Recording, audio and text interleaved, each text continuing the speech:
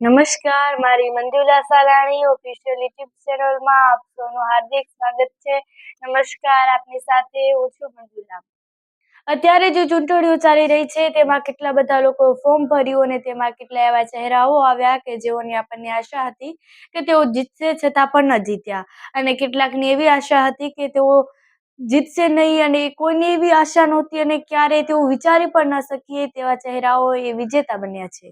અનેક એવી ચૂંટણીઓની ચર્ચા ચાલી રહી છે, અનેક લોકોના ભવ્ય વિજય થયા અને તેની જે ચૂંટણી જીત્યા તેનું સેલિબ્રેશનના વિડીયોઝ પણ આપણી સમક્ષ આવ્યા. તેની વચ્ચે એક ચર્ચા ચાલી રહી છે માયાભાઈની દીકરી સોનલ ડેરની. એ સોનલ ડેર છે, તેમને એક ફોર્મ ભર્યું હતું ચૂંટણીમાં અને તેમની સામે જ તેમના પરિવારના એક સભ્ય હતા, એ હતા શાંતિબેન ડેર. તેમણે પણ એ તેમના પોતાના પરિવારના જ સભ્ય હતા અને તેમણે વિપક્ષ એટલે કે તેમની સામે વિરોધમાં ફોર્મ ભર્યું અને પછી એ સામે બંને સોનલ ડેર એ માયાભાઈ આહિરના પુત્રી અને જે માયાભાઈ આહિરની પુત્રી સોનલબેન ડેર છે તેમના પરિવારના એક સદસ્ય એટલે કે સભ્ય, તેઓ પણ ચૂંટણી લડ્યા અને તેમાંથી ચર્ચા એની ચાલી રહી છે કે માયાભાઈના આહિરના જે દીકરી હતા તેઓ હારી ગયા અને હારી ગયા બાદના કેટલાક દ્રશ્યો આવ્યા કે જેઓ અત્યારે સોશિયલ મીડિયામાં ખૂબ વાયરલ છે. એ જે ચૂંટણી છે તેમાં ફોર્મ ભરવાનું કારણ એ જણાવાઈ રહ્યું છે કે એક પારિવારિક ઝઘડો હતો અને એ ઝઘડો છેક ચૂંટણી સુધી પહોંચી આવ્યો.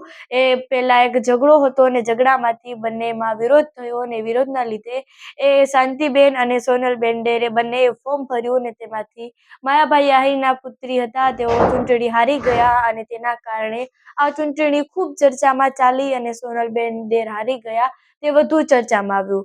અને વધુ ચર્ચામાં શા માટે આવ્યું તો એ વધુ ચર્ચામાં એ માટે આવ્યું કે તેમાં હતા એ માયાભાઈ આહિરના પુત્રી હતા અને માયાભાઈ આહિરના પુત્રી હારવાના કારણે એ ચૂંટણીની ચર્ચા ખૂબ વિશેષ કરવામાં આવી અને તે દ્રશ્યો પણ સોશિયલ મીડિયામાં ઝડપથી વાયરલ થયા.